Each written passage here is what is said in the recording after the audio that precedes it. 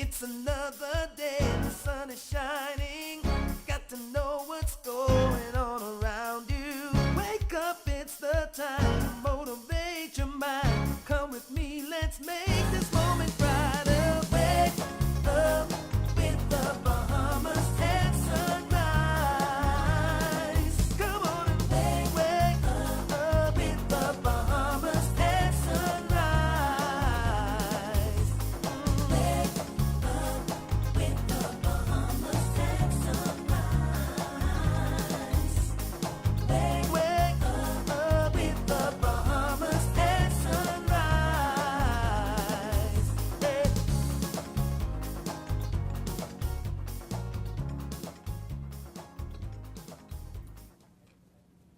Good morning and welcome to Bahamas at Sunrise on this marvelous Monday. I'm Anastasia Palacios. Good morning. I am Philip Simon. Happy Monday to you. It's a beautiful day. It is a beautiful day, a beautiful weekend. Before I go any further, want to say congratulations to two of my very good friends. They're honeymooning now, so they won't see this message, but hopefully someone gives it to you. Beth, who was Sherman, now Miss Deal, married to my good friend Lincoln Deal, second, and wishing you guys just every good blessing that marriage can bring and so much more. Congratulations to you on time. Well, you know, social media. If you didn't know, you definitely know. They sealed the deal. They It looked sure like a beautiful did. occasion, actually. It was a wonderful occasion. And Phil, you know what excited me most about it? Lincoln, I'm not sure of his age. I think he may be around 26, 25, 26, and Beth about the same or maybe a year younger. But all of Lincoln's groomsmen were married. And, you know, they would all stand up and just say just very supportive things about how they wanted to encourage him in this journey. And that just made me so proud to see young men taking this stand to be married and to say to each other, we're going to support you in this, you know, and it may not always be easy, but we'll always be here to just lift you up. Oh, bless my heart. Godfrey Love to hear it. She trying to sound like she old now. It's not that I'm old, Phil, but it's just that, you know, I am among this generation, right? You And so I are. know that there are Yeah, many challenges yeah. that we do have with the Yeah. institution of marriage. Absolutely, And so it's good to see absolutely. people still willing to take the Yeah. chance and to try to build something together. Yeah, no, listen, congratulations, Lincoln. I don't know Beth, but listen, congratulations. Good guy. I'm sure a good gal. Listen, we also want to say happy birthday to Jackie Duncombe.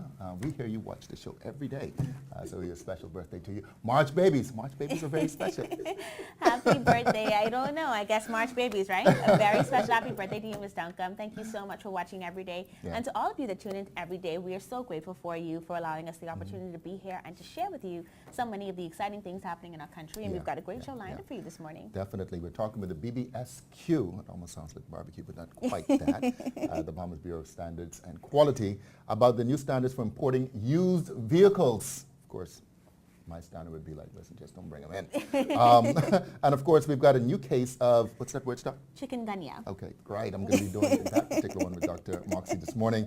And of course, we're talking some of the most pressing economic matters. Of course, the budget, midterm budget was, read last week, and we have two very special guests in the studio to talk with us about that. Yeah, it's really going to be a full show for you, a very informative, very impactful. We were in Grand Bahama recently for, of course, the Grand Bahama Business Outlook. We had the opportunity there to learn more about a groundbreaking that was held for Colonial Group International in Freeport, so we're going to bring that story to you.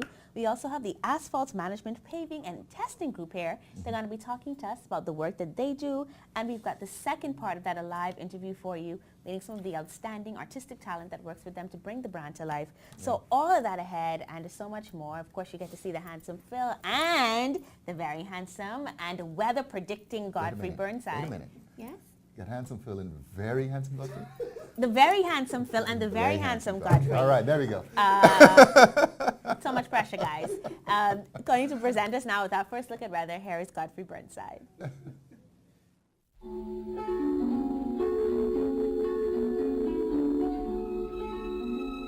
Weather at Sunrise, brought to you by Bahamas First. First in insurance, today, tomorrow.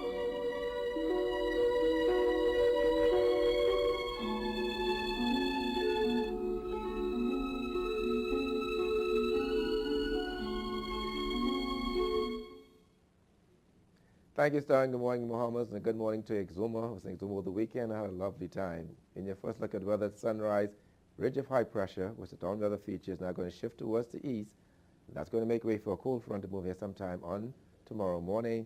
And that'll cause some increasing cloudiness starting late tonight, early tomorrow morning across Grand Bahama, Abaco, Bimini, as it moves towards New Providence by late Tuesday and will drag through Wednesday across the islands with some cloudiness and some showers and even possible thunderstorms mainly across the extreme northern islands tomorrow. Any weather today, we're looking at mostly sunny and warm with a chance of a few brief passing showers, high temperature 85 degrees Fahrenheit. Tonight, expect a few clouds on the mild side. We expect some increasing clouds early tomorrow morning across Grand Bahama, Abaco with a couple of showers. Your low temperature going down to 71 degrees Fahrenheit. And some regional highs and lows across the Caribbean, Barbados 79 and 75. In Jamaica, 80 and 64. In Trinidad, 85 and 74. And the Turks and Caicos Islands, 83 and 70. Across North America, Atlanta, 48 and 40. In Raleigh, 44 and 33. In Miami, 82 and 74. In Dallas, Texas, 41 and 29. And Toronto, Canada, 17 and 02. As we go through the week, we expect increasing cloudiness on Tuesday, Wednesday, and Thursday, with some showers, possible thunderstorms. Those thunderstorms tomorrow, particularly over the extreme northwest Bahamas, the vicinity of Grand Bahama, Abaco, as that cold front moves through with some prefrontal activity. And then by Thursday, we expect some clearing. Another great weekend in store next week, but those temperatures will dip from the mid to upper 80s at daytime to the upper 70s to low to mid 60s at nighttime. That puts her up on your first look at weather at sunrise. I'm Godfrey Burnside. Back to you, Star. Thank you so much, Godfrey. The Bahamas Bureau of Standards and Quality, the BBSQ, is mandated to establish and maintain standards for all goods, services, practices, and processes in the Bahamas.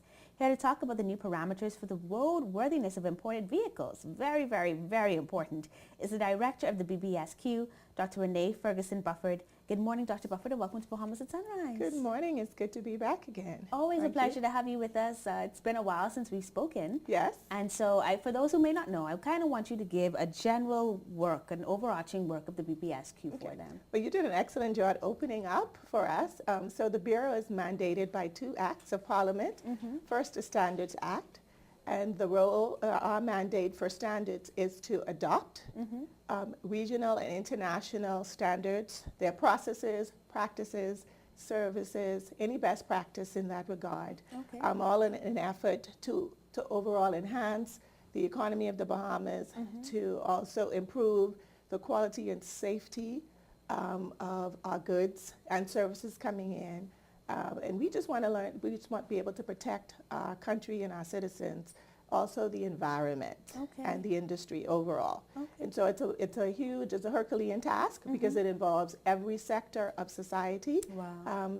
For the food, we know that BASFA is involved with more so enforcing, but our role is just to assist them in terms of developing and adopting those standards. Okay. We also involve anything, tires, we can go on, the list can go on, all of our service sectors, tourism, financial services, etc.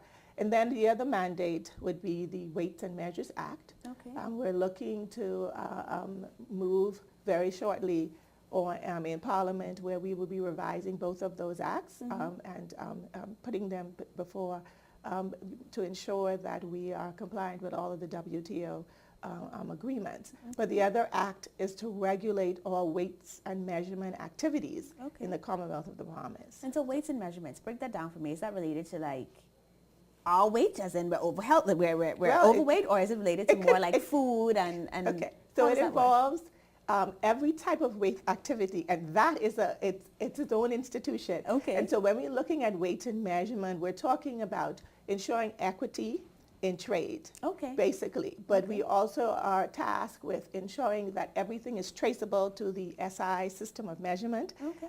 the international system of measurement.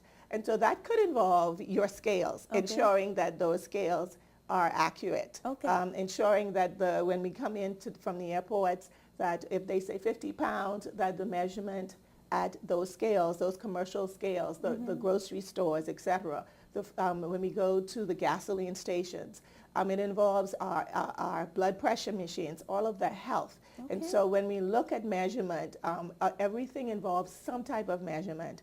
And eventually, the Bureau, it would be responsible to ensure that measurements are regulated, even when it comes to the home building, pressure of the machines and the cement blocking. Okay. It involves all Yeah. of When that. you say Herculean, It's a Herculean. it really is big. Measurement is very big. Okay. Very big. Okay. So- I mean, well, it's excellent, though. I mean, it shows to me that we are continuing to grow as a nation as we continue to try to adopt standards to make sure that we are as much as possible making things equal and fair, Equal and fair. and honest. That's right. And so that's excellent to know that there's someone out there looking out for us. And one of the things I've been interested in learning more about, kind of excited about it. I've got friends that live in Atlanta, Georgia, for example, and they take their cars every year to get checked out to make sure that they're not polluting the air in a negative way, and that after a certain time, they take those cars off the road. We know here in the Bahamas we've had major challenges with derelict vehicles stopped on the side of the road, Right. and sometimes vehicles that are unsafe. And certainly you guys have trying to do something about that with the PVOC program, or the Pre-Shipment Verification of Conformity for the import of used vehicles, becoming effective in January past. So Correct. give us some more information on what specifically that program is about. Okay, so the PVOC, exactly what you just said. We want to ensure, because our job as the Bureau is to ensure quality and safety. And so one of the biggest tasks this year would be to do exactly what you said. We're starting this pilot program, and it would have started the end of January, but it comes fully into effect in April. Okay. So cars that are coming, firstly, we're starting with Japan, because the greatest statistics for the Bahamas right now is the used vehicles coming out of Japan. Okay. And so we have 4 countries that are in the pilot program. We have Japan, the UK, the United Emirates, and also Singapore. Okay. And so the company that we designated to do the job would be EAA company out of Japan, as I stated, and their job is to assist us with this conformity assessment.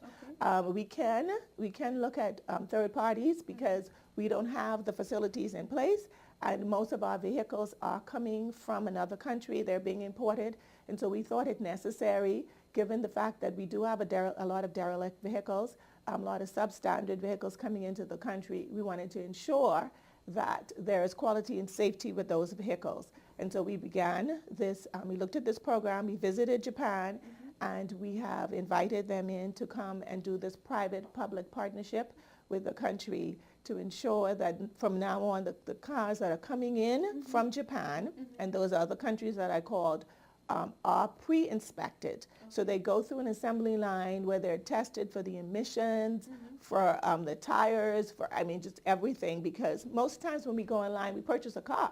People are spraying the cars and they have the cars looking really nice and fancy, and that's not usually the case when those cars go through, they don't go through the assembly line. So now we want to ensure that those cars that are coming in don't have the speedometers that are dialed back, rolled back. We want to ensure that there isn't the corrosion on the vehicles, that the vehicles have not been through any accidents, and if they have, that it is fully reported, and a lot of rusting, etc. on the vehicles. So we want to just ensure that they're coming in. We know the Bahamians may not be able to afford all of the new vehicles, but we are looking to protect our citizens to ensure that these cars are pre-inspected prior to coming into the country. So how does that process actually work for someone like me? I go online, I purchase a car, then what? How do we ensure, especially if the car is coming from Japan or one of the countries you listed, that it's going through your process? Okay, so all of the shippers and the exporters are fully aware. Okay. So we sent out notices. We also sent the notices out to the public here. It has been in the papers.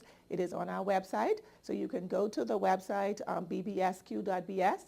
We have frequently asked questions, and everyone can see those questions and get the answers that they need.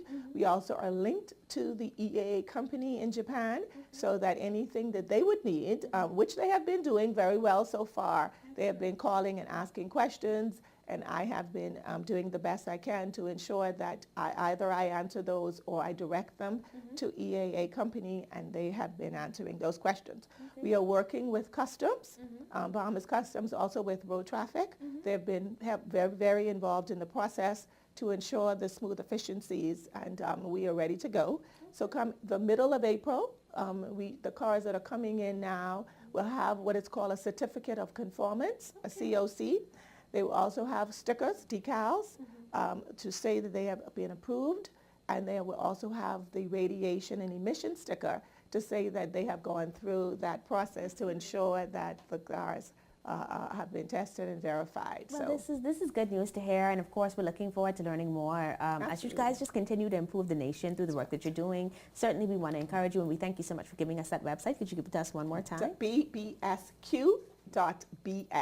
bbsq.bs. Of course, if you're bringing in a car, want to learn more about the process, you can go right there and learn more. So grateful to have Dr. Renee Ferguson Bufford with us again. Thank and looking you. forward to hearing more from you in times to come. Absolutely. Take care. You're watching Bahamas at Sunrise. We'll be right back after this commercial break.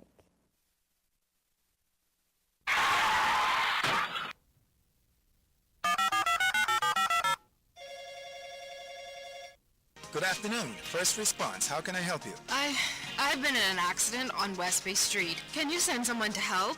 Yes, ma'am. A first response team will be there in 15 minutes. Are you hurt? No, I'm fine, but a bit upset. We're glad you're not hurt. Please, try to relax. Our team will take care of everything as soon as they arrive. First Response provides immediate on-site service and support from the scene of an accident through the claims and repair process. And it's free to all Bahamas First insured drivers in New Providence, every day for any type of accident. If you drive and want First Response on your side, call 32-FIRST or visit bahamasfirst.com for the name of an authorized Bahamas First agent. First Response can't prevent an accident from happening, But it can certainly ease your mind when it happens.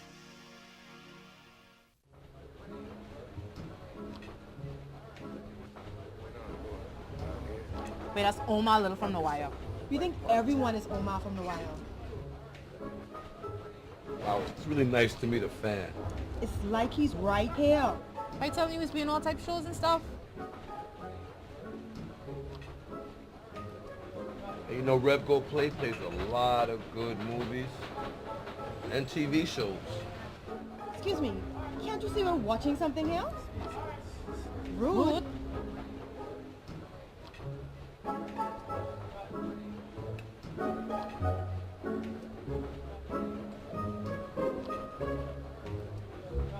Settle all your pop culture disputes with Rev Go Play.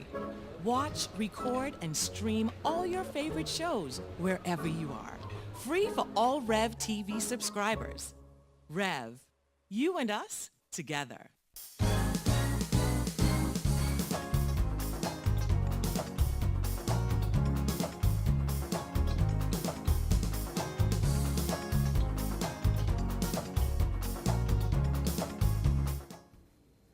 Welcome back to Bahamas at Sunrise. Very pleased to be joined this morning by two young, boy, I tell you, I really like it when we have young men on the show doing their thing. They are part of Asphalt Maintenance Paving and Testing Company, AMPT. It's an innovative road repair company delivering high-quality pavement solutions for industrial and commercial properties, not just here in New Providence, but throughout the Family Islands.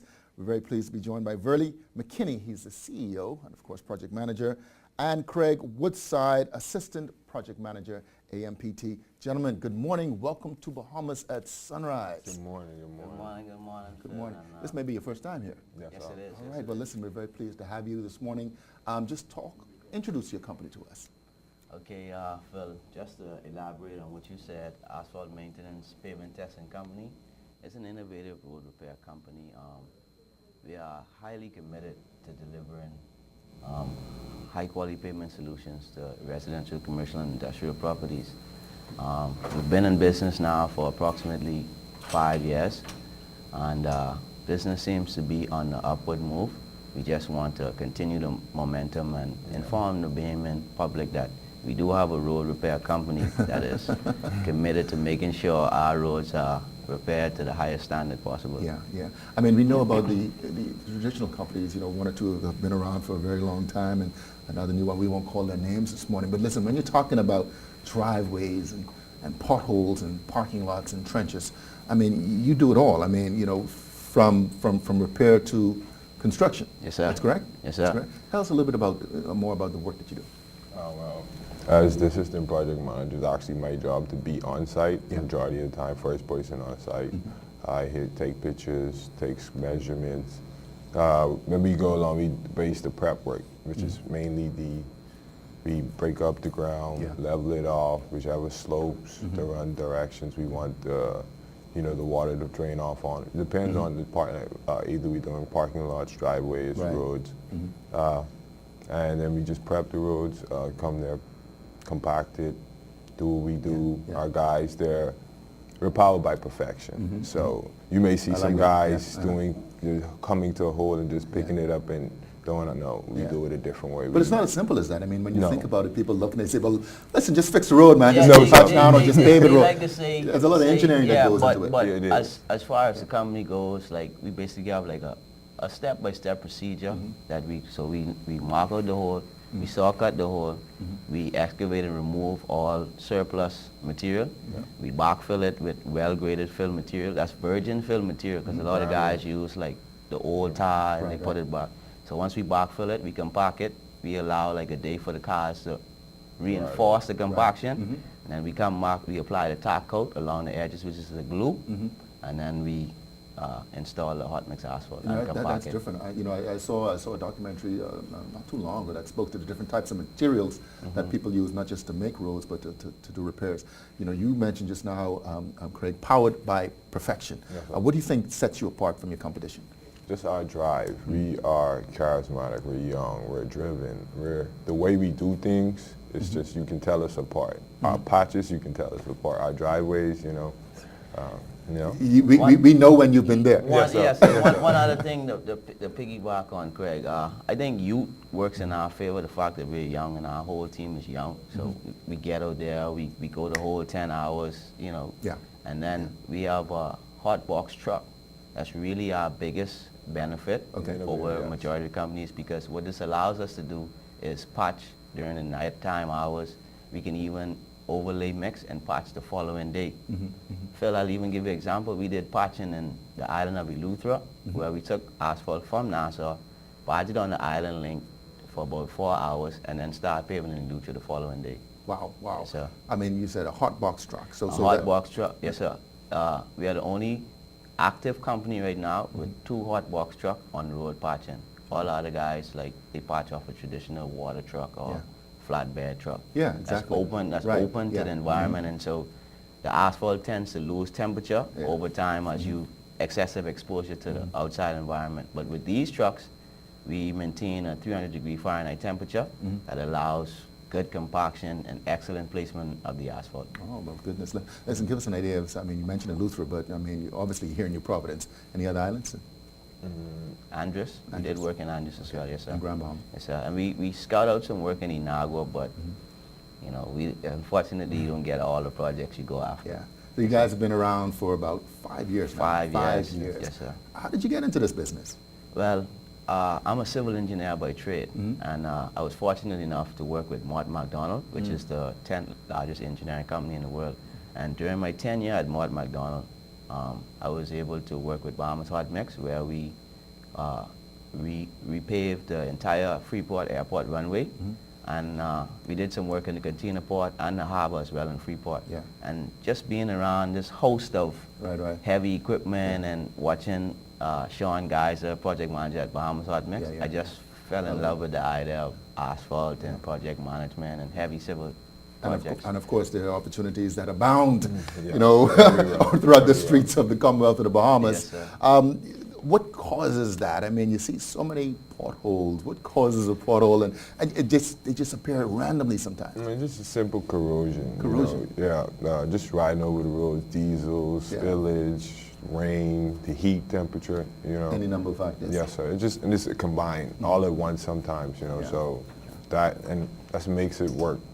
Just forever. Yeah, I imagine you guys should have your hands full, you know, as the company continues to, you know, grow and evolve. You know, what are some of the new projects that you're working on, or anticipated next projects? Well, Phil, I'll say we're in the process of actually sourcing some new equipment where we'll be able to produce asphalt on a small scale, and this would allow us to do like Family Island road reinstatement, which I think is a big deal and something that needs to be addressed. And then recently we heard that the Ministry of Works will now, by 2020, all pothole contractors will have to have a hot box patch truck. And, And you're ahead of that game. We way ahead of the game, ahead so of that game. that's a good position to be You'll in. be on to something new by then, trust me. Well, hopefully they're listening. But of course, they already know you. So, I mean, I'm sure you do partnerships with them. But it's not just within the government and the public road sectors, but also in the private sector. How can people reach you guys? What are your contacts? Well, they could reach us via our Facebook page, AMPT Bahamas, and they can also reach us on our website at amptpavement.com. All right, Yes, AMP. All right. Listen, Burley, Craig, thank you so much for coming and joining us in Bahamas at Sunrise. So refreshing, man. No, thank you for Listen, having us. listen, best of luck to you. I get a feeling you're going to be doing just great. Sure. Yeah, thank you. You're watching Bahamas at Sunrise. We've been with Asphalt Maintenance Paving and Testing Company. We'll be right back. WTO memberships will bring benefits to the Bahamas. These benefits include increased economic growth and development, increased opportunities for Bahamian exports, higher employment, better income for Bahamian workers, lower cost of living for Bahamian consumers, increased choices for Bahamian consumers, modernization in government services, and better relations with trade partners. These benefits, combined with progressive planning and execution by our private and public sectors, will produce a better life for Bahamians. I always wanted to come back to the College of Bahamas. I wanted to be a faculty. When the opportunity came for me to be Vice President of Operations, I said, well, let me try that first. It makes me proud because I was here before. I feel as if now I'm sort of like a beacon for those students who are here to say, hey, listen, I can actually be a Vice President. I can actually be one of the big leaders at the university. I'm Ronnie Stevenson, and this is my UB. Apply today at www.ub.edu.bs. Since 1967, Focal has been a vital part of the Grand Bahama community, providing high-quality products and great customer service. Today, we continue to work hard and remain focused on fueling growth for people throughout the Bahamas.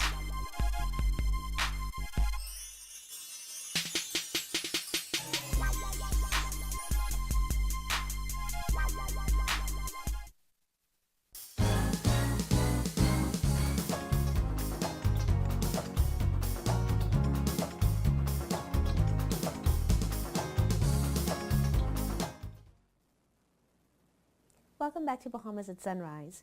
Colonial Group International, which is the parent company of Atlantic Medical Insurance, NIBA, and more, recently broke ground in Freeport for a building that will become the northern hub for its operations. Here to tell us more about that, we have our very own Carrie Albury. Colonial Group International held a groundbreaking for a new state-of-the-art building in Freeport, Grand Bahama. We attended the opening ceremony. I wish to congratulate Colonial Group International, CGI, for breaking ground on its new headquarters here in Freeport, Grand Bahama. The new headquarters will be home to the group of companies that are part of CGI, which provides group employee benefits for more than 60,000 individuals and dependents in Bermuda and the Caribbean. This is the second building constructed for CGI businesses in the Bahamas. The other building is in Nassau. This investment represents $4 million. The new building will utilize state-of-the-art green building technology with an emphasis on energy conservation and water consumption. CGI's headquarters will help to enhance the city landscape of Freeport. With the real estate and construction industries set to grow and to improve on Grand Bahama, today's groundbreaking is a bellwether of things to come. Freeport is clearly very much a part. Our headquarters are in Nassau, but we actually already do a fair amount of business over here in the health insurance area and security and general Atlantic medical and also pensions business. So it was only natural that we continue to build on the business we have here. And as I said, we see a lot of future opportunity, and the government has made it very clear that they intend to bring Freeport and Grand Bahama back to economic success. So we're very much part of that and like to play our part in making that happen. It's a multi-purpose facility. When I say multi-purpose, it's to house all of our companies under the CGI group of companies, and that is Colonial Pensions, and that is Security in General, Atlantic Medical, and NEBA, Nassau Insurance Brokers and Agents. One of the things we always wanted to do was to be housed in one building, and later on this year you'll hear some other new things happening with the group, and this is the beginning for us. The Colonial Group has been in the Bahamas for some 23 years now. We've always been a partner with the Bahamas. We have just under 100 people in the Bahamas. A lot of people don't realize how extensive our group is here in the Bahamas, and we're also a regional player. The company has faith in the resurgence of Grand Bahama. It took some convincing with the owners of the company because, as you know, you always hear about, Freeport being in a state that it will not come back up. Our owners, they believe in coming into a community because when we put up Atlantic Medical, when I say we, Atlantic House, Nassau was the Bahamas was in a deep depression. They believed at the time that, okay, we're going to come in and we're going to make it work. So that worked, and with that happening, we were able to convince them that Freeport will work too. So here we are today. This is going to be our hub for the northern Bahamas. As the economy grows, we will make this a full integrated business campus. We're hoping our businesses grow as well, and we will see third-party tenants and what have you. It's something we've been thinking about for some time, but we were privileged to essentially have lunch with Dr. Minnis last year, and he talked to us about some of his plans to essentially provide growth and support to the Freeport and Grand Bahama economy. And it just seemed like an opportune time to move ahead. We have a local architect, and so we're working with people on the ground here to make this happen. So hopefully in 2 years we'll be back and be very proud to open a brand new building for our Bahamian Freeport business. This is an environmentally friendly project. It's a 12,000 square foot building. We have a lot of emphasis on renewable materials, mechanical systems that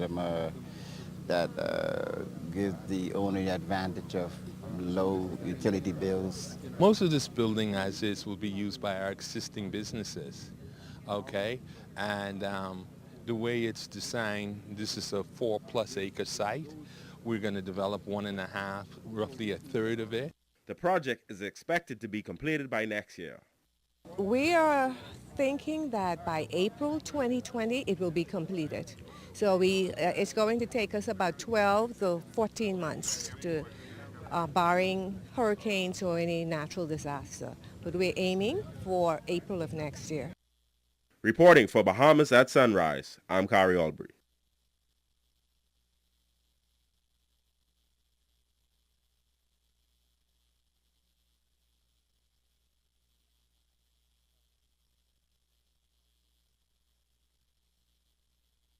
Bahamian exports, higher employment, better income for Bahamian workers, lower cost of living for Bahamian consumers, increased choices for Bahamian consumers, modernization in government services, and better relations with trade partners. These benefits, combined with progressive planning and execution by our private and public sectors, will produce a better life for Bahamians.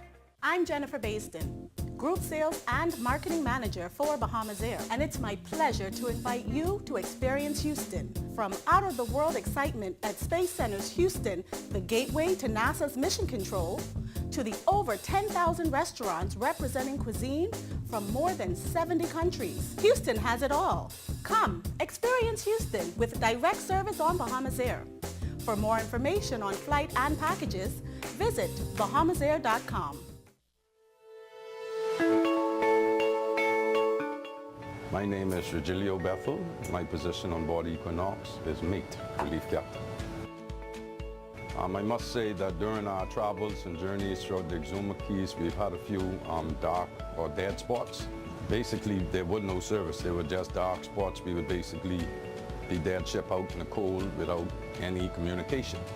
And it's been like that for years, and we've gotten used to it. But Life has now provided us with a service which we can stay communicated during our entire voyages. And I've been waiting for Life to bring their service up to full more coverage throughout the Bahamas, which they've done in an amazing amount of time. So yeah, I would encourage them all to get that service. It's an awesome service, no interruptions, and it's awesome.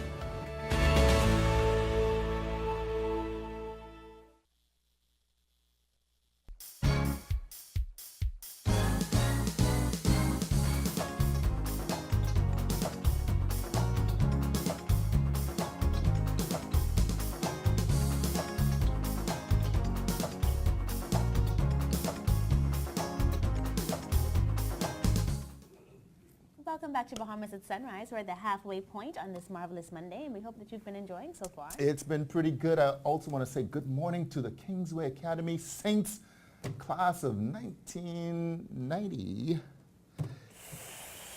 Yeah. Good morning. Hi, Mel. Good morning. I hope you were desperate and got out of bed Yeah, I this know. morning and that your joints are working like Phil.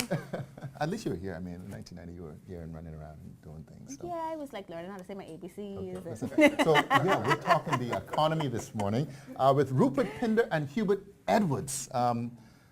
You know, always good having both of them on the show, but together we get them. I mean, you know, that's going to be very interesting. I'm telling you now, we don't have enough time, but should be good. Should be a good Yeah, it should be a very good conversation. In addition to that, we've got more for you with that Alive segment that we mentioned to you before. I'm going to be learning more about that asphalt management company. So all of that ahead for you and much more. But first, we're going to take a second look at weather with Godfrey Burnside. With a very handsome.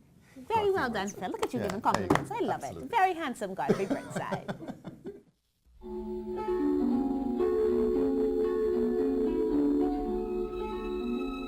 Weather at Sunrise, brought to you by Bahamas First.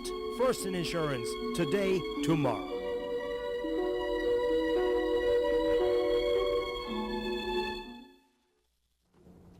Thank you, Star. Good morning, Bahamas. Yes, second look at weather. Sunrise. Ridge of high pressure now shifting towards the east, making way for a cold front to move into the islands. Grand Bahama, Abaco, Bimini on Tuesday. Wednesday across, no problems with late Tuesday night, with some increasing cloudiness and some showers as a pre-form activity will move into Grand Bahama late tonight, early tomorrow morning. Behind that system, though, another strong ridge of high pressure builds, so some windy conditions starting on Wednesday. In the marine forecast, Wednesday, southerly at 10 to 15 knots, sea 2 to 4 feet. Or the northwest Bahamas, east to southeast at 10 to 15 knots, sea 2 to 4 feet, or the central and southeastern islands. Then on Tuesday, those winds become south to southwest at 10 to 15 knots, sea 2 to 4 feet, but shifting towards the northwest and north by late evening and increasing over the islands, seas 2 to 4 feet, and southeast at 10 to 15 knots, seas 3 to 5 feet, over the central and southeastern islands. On Wednesday, those winds northwest to north at 15 to 25 knots. We had an advisory posted starting Wednesday, seas 6 to 9 feet over the northwest Bahamas, south to southwest at 15 knots, seas 3 to 5 feet over the central and southeastern islands. Yeah, tides. You can expect a high tide at 7:31 this morning, net low tide at 1:57 this afternoon, high gain this evening at 7:47. Sunset at 5:55 this evening, rises more at 6:51, UV index 8, your water temperature 73 degrees Fahrenheit, honeymoon phase, new moon. Extended outlook, expect increasing cloudiness starting tonight into tomorrow with some showers, even possible thunderstorms, mainly across the extreme northwest Bahamas tomorrow. And by Wednesday, we see some cloudiness on New Providence, loose around those areas, moving the Exumas by late Wednesday into Thursday. Some clearing taking place after the high pressure building. Temperature daytime will be in the upper 70s, at nighttime in the low to mid 60s. That's what's around me. Final look at weather at sunrise. I'm Godfrey Burnside. Back to you, Phil. Thank you very much, Godfrey. Last week there were some critical headlines in the news, some of which that could spell some trouble for the economy. A negative travel advisory from the United States once again, a glum rating from Moody's, and the revelation coming out of the midterm budget report that we have a $185 million revenue shortfall. Here to discuss this with us this morning is Rupert Pinder, no stranger to Bahamas at Sunrise, economist, and Hubert Edwards, managing consultant of Next Level Solutions. Gentlemen, welcome back to Bahamas at Sunrise. Thank you for having me. Yeah, thank you very much. The economy. The midterm budget last year not only spoke to the fact that we may be missing some of our targets, but more specifically, let's start with you, Rupert. What was your interpretation? What was your feeling coming out of the speech made by DPO? Well, well, first off, I mean, one of the things is that there's certainly a greater level of consciousness, I would say, I think on the positive side in terms of the need, in terms of looking in terms of the overall deficit, because I think that we cannot lose track of that. However, I think the highlight obviously would have been in terms of, as you've mentioned, in terms of the overall fiscal deficit, in terms of missing the overall target.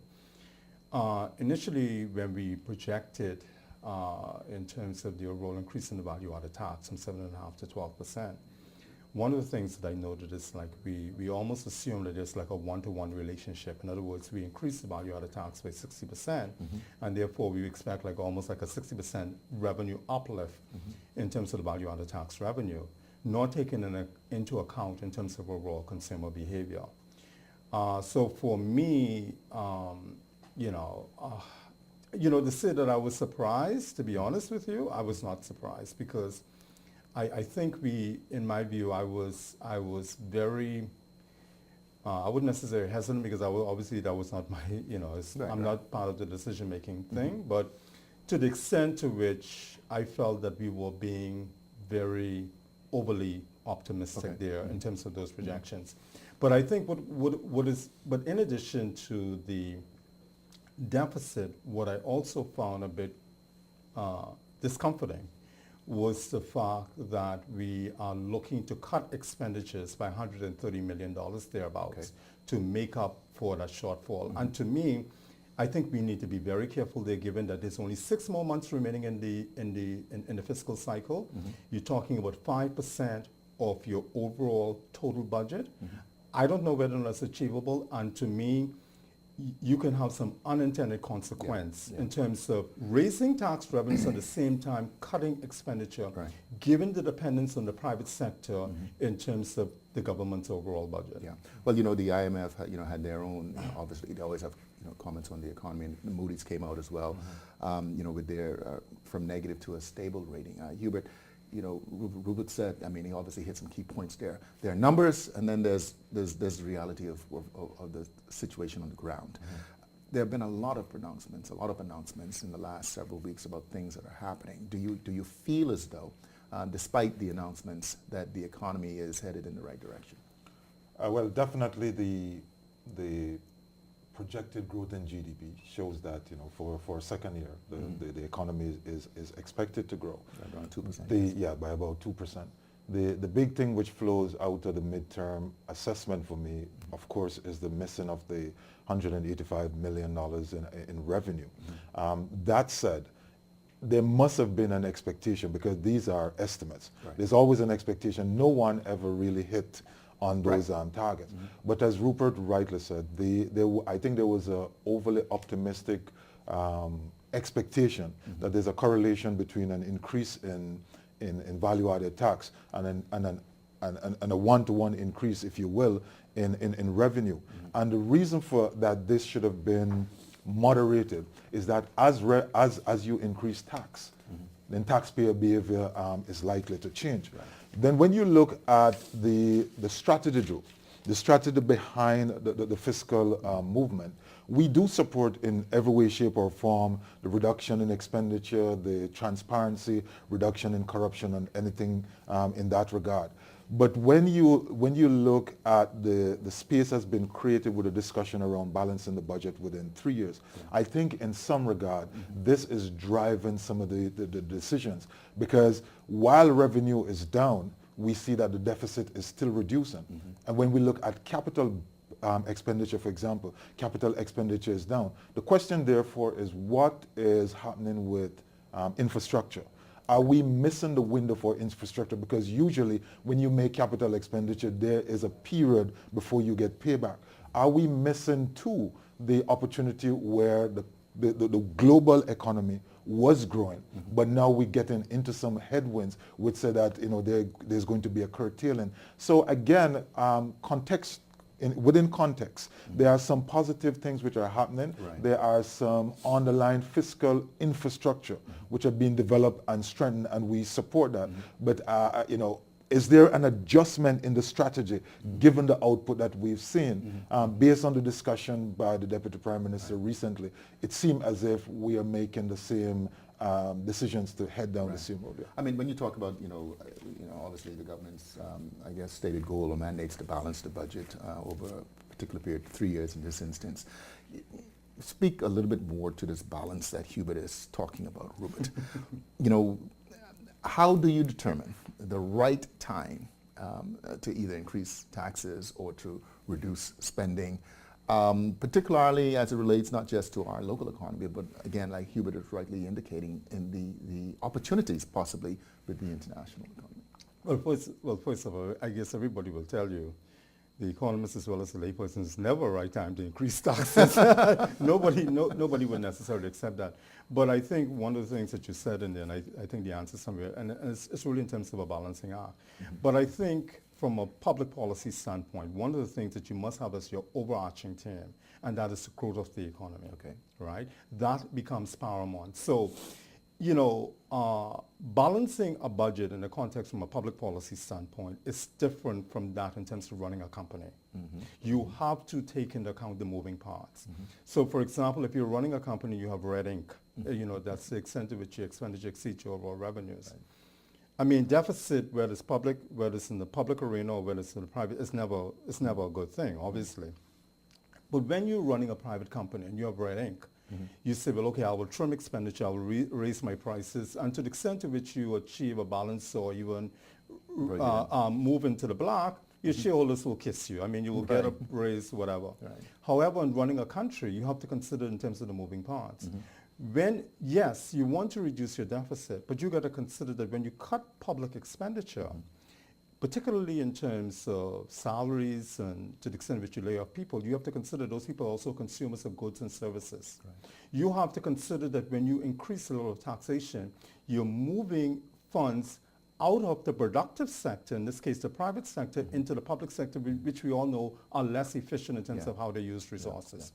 So it's really a balancing act, but one of the things that you cannot lose track of, unlike in the case of the private sector, you cannot lose track of that overarching theme in terms of how would these policies affect the growth of my economy. Because to the extent to which the economy grows, you get the revenue buoyancy, like they say, when rising tide, all ships float. Yeah, but listen, you talk about, one of those major factors, the consumers of the goods and services also happen to be shareholders in this national company.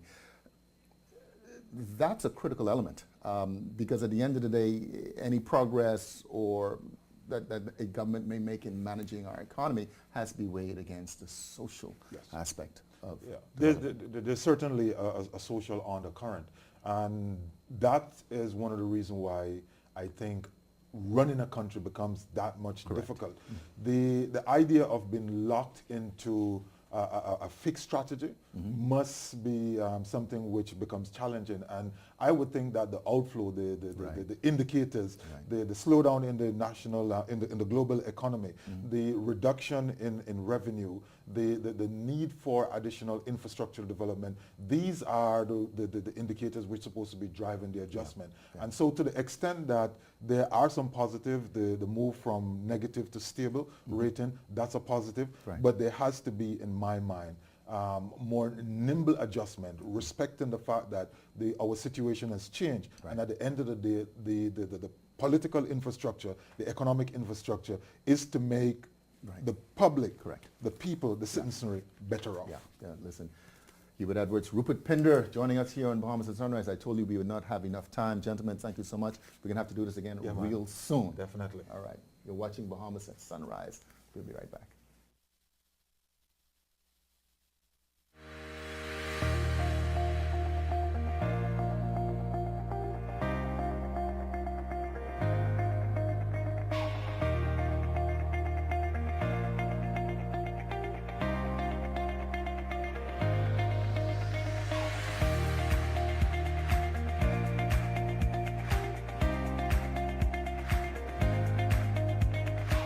I'm Jennifer Basden, Group Sales and Marketing Manager for Bahamas Air, and it's my pleasure to invite you to experience Houston. From out-of-the-world excitement at Space Centers Houston, the gateway to NASA's mission control, to the over 10,000 restaurants representing cuisine from more than 70 countries. Houston has it all. Come, experience Houston with direct service on Bahamas Air. For more information on flight and packages, visit bahamasair.com. So who really owns the Nassau container port? Boss, that's easy. The government.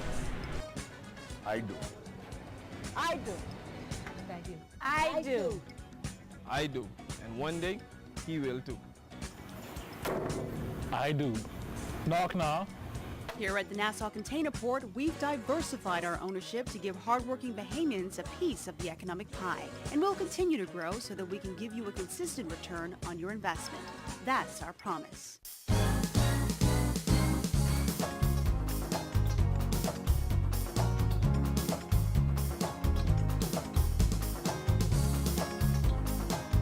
Welcome back to Bahamas at Sunrise. Of course, we're outside of the studio. We are at the Fusion Superplex. We're talking a little bit about the role of art and design with Alive and the Fusion branded together.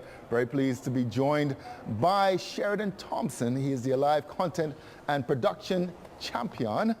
Laurie Tyne, she's an artist and of course the interior designer, and Theo McLean, content developer and artiste. Good morning. Welcome to Bahamas at Sunrise. Good morning, Phil. How are you doing? Morning. I'm doing great, man. It's always good to be outside of the studio in such a creative environment. I put on my most colorful shirt this morning just to be with you. Listen, Sheridan, we're going to start with you. Gravette would have been on the show on Friday past and talked a little bit about this partnership, but what do you see as the role of art and design in the Alive branding and the content that you create? Well, art and design plays a very intricate role in our branding. For me, I think the most important thing is engagement. Okay. To interact with the customers. Once we get them engaged, we could deliver the message what we want them to see. So it's really just engagement, whether the message be to buy this product, to see how Alive resonates with the persons, whether it's in the community, network innovation or what's not. But it's really just engagement. So we need a strong image to pull people's attention. I mean, and that's been the focus almost from the very beginning. I mean, even with your name, from when you launched, it's just always been at the forefront of what you've been doing. Meaningful experiences and engagement. Yeah, definitely. Well, Laurie, listen, this is an amazing launch, and of course, I believe it's got your fingerprints all over it, literally, right? But talk a little bit about the collaborative process with Alive and what you've been able to create here at Fusion. We initially started with the design proposals, so we had to go through the budgeting, the time requirements, and all of those things. And once that was proposed, the Alive team became very involved in selection and final decisions on colors, and so we really made it a team effort, even to the point where we got Theo to have such a great mural onto the wall. So, listen, Theo, I'm looking at this. It does have a little bit of deja vu here. I mean, I think I've seen some of these young men jumping in the past. But listen, this is, I think you called it nostalgia. I mean, why did you choose this particular image for this particular space? Mainly because the use of materials that we had already present inside the space, color on the carpet, the use of wood paneling, grass wall. We wanted the space to look a bit more organic and to give that feeling of nostalgia base with all of everything put together. The references were compiled from photography that we used from past campaigns. I would have background photography being That's on. right. That's right. But, is this the only depiction within the Fusion Superplex? This was the first installation. Okay. The second one is upstairs on the third floor by the VIP lounge. And of course, you've got murals on different locations as well. And Alive has also sponsored a few other murals around town that I spearheaded as well. Yes, sir. All right. Well, let's just kind of jump back to this partnership, Sheridan. I mean, it seems as though it's working out. It seems as though it's working out between Fusion and Alive, two obviously very pioneering types of companies that are putting a lot of focus on creativity and innovation. Yes. Well, our focus at Alive is to be creative, to involve the community and young persons. And it's a platform to be creative. And with the partnership with Fusion, it allowed us to do just this, Yeah. you know. They allowed us to give us the space so that we can develop the lounge how we see fit. It was, I wouldn't say challenging, but you know, there are two strong brands, Fusion and Alive. Right. So we wanted to blend the two without making, you know, making a fuss. And I think with Laurie's help, we really succeeded with doing that. Well, Laurie, listen, I don't think I have an artistic bone in my body, right? But when you're given, almost like a blank canvas and you begin to kind of dream a little bit, I mean, how do you've got grass on the wall. I mean, how do you come about, creating this type of space? Well, what we wanted to do is make sure that we depict the space truly to the Alive brand. Yeah. So we wanted to make it tech friendly, but also soft and, with textures and materials that really represent Alive. Yeah.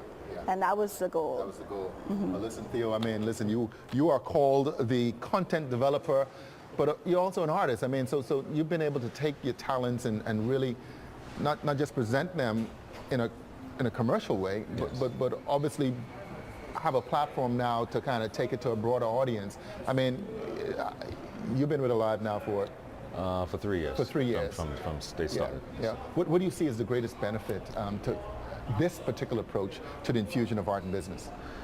Well, if you're aware of art and the art community around the world, it's trending, I should say. Art also raises value of interiors and exteriors, depending on where it's placed. If it's a digital interpretation or traditional interpretation. But Alive has really embraced that, I would say. Going to high school here, then going to college abroad, coming back home to apply myself, being a problem solver. Art has never been used of this magnitude, I should say. And for its viewers in an environment like this, where you have, I would say, about 3,000 people a week in terms of foot traffic, it's a blessing. It's a blessing. I mean, you can't beat that, Sheridan. I'm gonna put the last question to you because, I kind of see this wonderful track that you guys have been on, and of course you're the champion. We call you the content and production champion. We're all champions at Alive. Yeah. We're all champions. All champions. But of course, your fingerprints have to be on everything that's kind of out there with the branding. Yeah. What's next? I mean, what's going to continue to be the focus of Alive?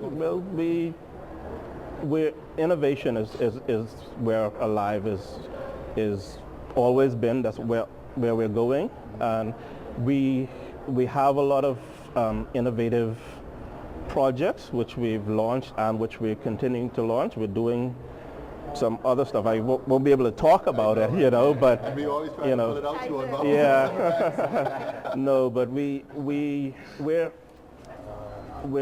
your digital lifestyle partner. Yeah. And whatever form that takes, we will bring it to the Bahamian people. Right. I tell you what, we're certainly looking forward to the future. For those persons who haven't yet made it out to Fusion, and of course the Alive Lounge here at Fusion, we encourage you to do just that. This morning we've been with Sheridan Thompson, the Alive Content and Production Champion, Laurie Tynes, she's an artist and of course interior designer. You can see her fingerprints all over this. And Theo McLean, content developer, and of course, artist extraordinaire. Yes, sir. You're watching Bahamas at Sunrise. We're very excited, having a great time here at Fusion. We'll be right back. Welcome back to Bahamas at Sunrise. Of course, we're outside of the studio. We are at the Fusion. One thing, two things, blue thing, old things, things that are small, things that are grand, things that fit just right in the palm of your hand. Fox Hill Nursery, a large selection of garden supplies. If you can see it in your mind, you can find it at Fox Hill Nursery.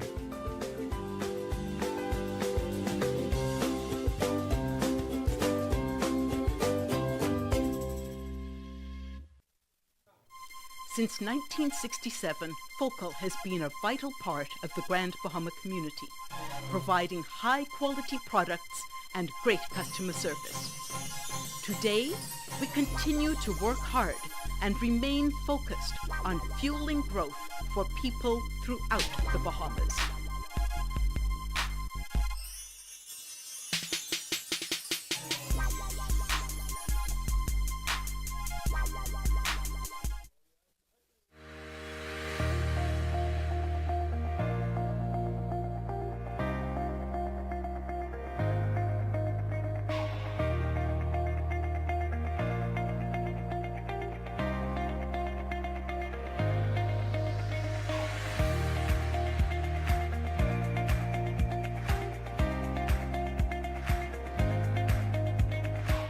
How are we making Rev work wonders for you? We are doing it together. You told us what you want, and we've heard you. Want faster broadband?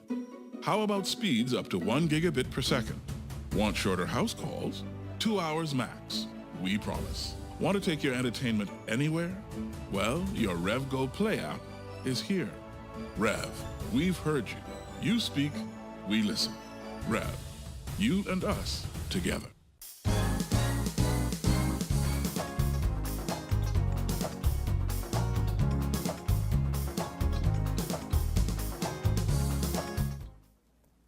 Thank you very much for joining us on this edition of Bahamas at Sunrise. Hope you have a wonderful day, beautiful week. Star? Yeah, wishing you a lovely one. We're going to be back here on Friday with more, so we will see you then. All right. Enjoy, Jackie. Happy birthday.